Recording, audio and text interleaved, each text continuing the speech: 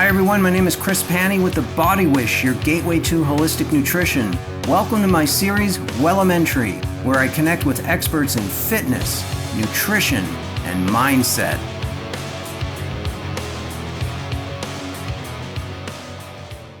This is The Body Wish. My name is Chris Panny, your host for my Wellementary series. My guest is Dr. Linda Berry, and she is a testament to the power of the human spirit. Dr. Berry is a former dancer whose life was derailed by a catastrophic accident, but she turned her year-long recovery into a success story. She has flourished with a 44-year career in chiropractic care and nutritional coaching, and despite permanent physical challenges, she has dedicated decades to helping others heal. Please welcome Dr. Linda Berry. Dr. Berry, it's an honor to have you here on my series, Wellementary. You were a gymnast in high school. Tell me more about what your specialty was as a gymnast. Oh, I love the uneven parallel bars. I got terribly bruised up at my hip joints, but I love spinning around and flying through space like a superhero. Right on. Wow. So you got involved with dance and theater. At what age did you develop a desire to dance? Well, actually, when I was 4 years old, maybe some of our older viewers would remember the Lawrence Welk Show. And on the Lawrence Welk Show, there was a section where Sissy and Bobby would come out and dance. And my parents would keep me up when we were staying with my grandparents, and I would dance around the living room and entertain my the adults that were there. But then in high school, when I was a gymnast, one of my fellow gymnasts was a dancer. She had studied in ballet school, and she had been requisitioned, I guess you could say, to do a dance performance as one of, the high school kind of art things. And she asked me to be in the performance. So then I started dancing, as you might say, semi-professionally. Then, when I was in college, I became a theater dance major. I studied different kinds of dance, and there were other dancers there who noticed me and asked me to join their company. It was the American Dance Asylum, Bill T. Jones, and Arnie Zane, and Lois Welk. Bill T. Jones is now world famous. He's been on the cover of Time magazine, et cetera, et cetera. So I joined the company when I was still in college, and then after college, one of the main principals in the company, Jill Becker, she decided that she wanted to go get a master's degree. So instead of having to work other jobs and be a dancer, she could get a real job in the arts. So they asked me to join the company at that point. I always find it fascinating when kids have that kind of calling in life at a young age. In your case, dance resonated with you at such a young age. I went through something similar. When I was 10, I knew I wanted to be a musician. All of us learn differently in different proportions and according to what sense is more dominant. So as a dancer, kinesthetics, the muscle movement of the body is the primary sense. And I'm very kinesthetic, but also visual. And so for you, you were probably more auditory because you were focused on going to music. Yeah, well said. You went through a terrible traumatic experience that altered the direction of your life. Can you share what happened? Yeah, sure. My life changed like that.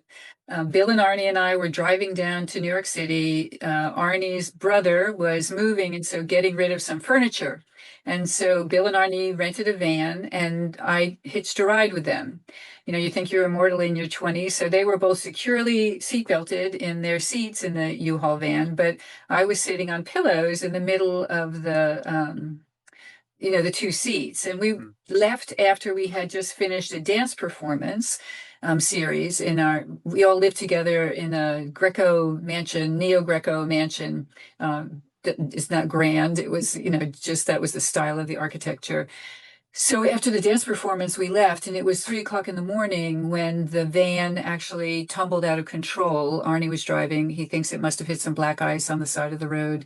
Oh. And so we went across 2 lanes of the highway there, across the median, and across the other 2 lanes of the highway going in the opposite direction. And I crashed through the windshield, which crushed my first lumbar vertebra, and then came back in. And so that was the big change. I stayed with the dance company for a year, doing rehab. I was in the hospital for 3.5 months. But when I got back out, I moved back into the building that we all lived in, and hoped to get full physical capacity back. But that didn't happen. I still have a paralyzed right foot and atrophy in my left thigh. So I couldn't be a professional dancer anymore. And our dance company actually then broke up. And I had been helped with chiropractic care as a dancer for some neck issues and some sacroiliac issues. And I also had a big interest in nutrition. I was kind of a health coach, which is a term used widely today, to my artist crowd. I would read Prevention Magazine and tell them what herbs or fasts or things that they could do in order to help them with different maladies. So I decided to marry those two together, nutrition and chiropractic, and take that on as my new direction in life. Wow, fascinating. I am so sorry you went through that. Uh, Bravo for not giving up. And not only did you not give up, you were willing to change course. You chose chiropractic care and nutrition when a lot of people might have just thrown in the towel. And that's yeah, that is inspirational. Thank you for sharing that. I felt like I was in a state of grace. I had been studying karate at the time, and my dance community all came and showered me with love. And the karate students also came and visited me while I was in the hospital. And my family, of course, came as well. So I felt like I had a whole lot of support, and everybody was rooting for me to get back and be at the same level that I was before, which unfortunately didn't happen. But you have to think, Chris, what's the alternative? I mean, if I had turned away and turned into that hole of depression and oh gosh, I'm disabled and paralyzed and my life is ruined, what kind of life, what kind of effect could I have? I think in some systems they talk about personality types, and I'm definitely into service. So instead of letting it crush me, I let it lead me to learning ways to not only help my own self, but in order to be of service to others. You get the superhero award for keep going, and it's an amazing story. It's an amazing transformation, and it tells me that you really have a mindset that is not a quitter. A lot of people could learn from your inspirational story. Thank you. So, you chose chiropractic care. If I may ask you, what are some of the difficulties and rewards of being a chiropractor? Well, every day I get to help people. And it also helps me because in order to be of service to others, I need to stay centered, I need to stay grounded, I need to stay in the flow of energy. So, more and more in my practice, I work from a place of my heart. And not everybody like me is willing to do the work to get themselves better. So, understanding that at least they're coming to me for help, and then with my gentle nagging, or as one of my patients asked me, there must be another way you could say nagging. I said, how about persistent encouragement? So, um, with some of my patients, I'm persistently encouraging them to get out and exercise and eat better, because even if they come to me every day, there's 23 hours when they're not in my presence, and what they're doing away from me is definitely impacting their life and their health and well-being. What about any downsides to being a chiropractor? What other difficulties? Yeah, sure. So I think the profession is really faced with a lot of prejudice. It's less now as there are younger medical health professionals. But back in the 1970s, the American Medical Association actually lost a lawsuit to the chiropractic profession because they actually had printed in their bylaws that none of their members could associate with the quacks, with the chiropractors. So they were actually trying to kill our profession. So now they had to take that out of their bylaws. And as I say, doctors tend to have more of a respect, the younger doctors. And also, there are doctors who are into functional medicine. And so, chiropractors who do more than just thinking that adjusting the spine is going to fix everything. They're respected because we're colleagues. I don't do drugs or surgery, and they don't know as much about alignment and nutrition and trauma healing, which are some of my specialties. So I have medical doctors who come to me for care, and also I have medical doctors who refer patients to me. Oh, nice, nice. Yeah, but the insurance industry also, for instance, in Medicare, they won't pay chiropractors to do an initial exam. And what doctor can work with a patient without doing an initial exam? I mean, Yeah. that's malpractice. That's liable. You can't do that. You have to examine a patient before you know how to help them. So unfortunately, my Medicare patients have to pay out of pocket for that. And then also, Medicare just pays for adjustments to the spine. Well, I work a lot with muscles, with nutrition, with teaching people exercises, etc., which other professionals who do those same services, for instance, physical therapists or osteopaths or physiatrists, um, they are paid for those type of codes. But Medicare will only allow chiropractors to be paid for spinal manipulation. So that is a problem because patients who have Medicare have to pay out of pocket if they want to take advantage of that level of care from me. And it's, essentially it's discriminatory, which is always a bad thing. Yeah, yeah, well said.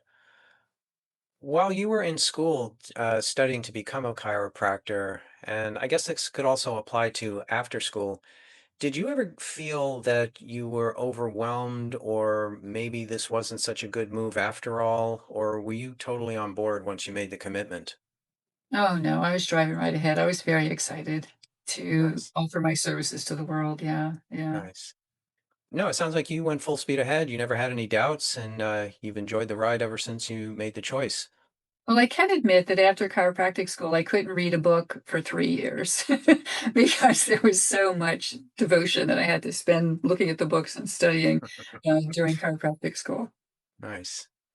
And how many years now have you been in practice? 44 years. Yeah, Oh, long okay. time. Yeah. Nice. Can you tell me about the methods and strategies that you use to heal people? Yeah, absolutely. So there are over 300 different types of chiropractic. When most people think of chiropractic, they think of the doctors that turn you on your side and they push hard and they crack your neck. I never liked that kind of care. So when I was in chiropractic school, I studied lots of different types of techniques, but I moved towards a technique called applied kinesiology. Kinesio is just muscle motion, the study of muscle motion, and applied kinesiology is how you can let information from the muscles direct what I know about the patient. So, for instance, if someone's shoulder's like this shoulder here might have a weak latissimus dorsi. That muscle starts here, it fans down and goes into the low back. So, patients with low back pain often have a weakness in the latissimus dorsi muscle. So that in applied kinesiology, we talk about 5 factors of the IVF. That's the intervertebral foramen. So that's the hole between your vertebra where your nerves come out and go to the target tissues. So there's blood supply, there's lymphatic supply, there's the bony alignment. Then there's also um, muscles and tendons, also the soft tissue component. So I address all of those factors. And very interestingly, problems can start in the feet. Even if people don't have pain in their feet, what most people don't know is that there's 3 arches in the feet. There's one on the inside of the foot, one on the outside of the foot, and then also right here, the metatarsal area. So if they have a problem with pronation, which 90% of American adults do, that strains their knees and can cause problems with their knees and maybe make them have to have a knee replacement. If you have problems with this lateral arch collapsing, then that can lead to plantar fasciitis. And if you have a problem with the collapse of the metatarsal arch, that can lead to neuroma, which is a tumor, not a cancerous tumor, but a tumorous growth around the nerve that takes up space and causes people to have pain. So, but beyond that, the problems with the feet, if you've got a problem in your arches, it also affects the whole rest of your body. Every time we take a step, the arches are supposed to absorb the shock of the steps. So if our arches are collapsed, that's going to put stress in each of the joints going up to the body, even up to the TMJ, your jaw joint. So zero point 0.5 times the amount of pressure. But with every foot strike, if we're not a trained runner, we're pounding 2 to 5 times our body weight into the rest of our body. So getting a good chiropractor, making sure you're well aligned, that your head is over your shoulders instead of out like this. We're all with our phones and we're doing our tech neck thing, or our keyboards and we're bent over our keyboards. And so our head is jutting far forward. So that creates a lot of problems. So I look a lot at the posture, but I also look at how people's digestion is, how they're sleeping, what's going on in their emotions, because they can somaticize. What that means is that the problems going on in their head or the traumas that they've experienced at some period in their life can land in their body and continue to express itself as pain or disruption, not only in the musculoskeletal issue system, but also in the internal organ and gland system. Hey, I want to ask you a question. You mentioned something a moment ago about people extending forward, whether they're typing or on their phone. Will that remove the curvature that's supposed to be in the neck? Yeah, absolutely. So I'm going to turn to my side so you can see that when our head's forward like that, we're compressing actually our brain stem. Our brain stem comes down into the upper part of our neck. That regulates our heart rate and also our breathing, and also affects the blood flow into the head. So tragically, Chris, the more forward our head goes, the greater our risk for dementia. And none of us wants to Oh, lose our minds. I'll pass. Right, right.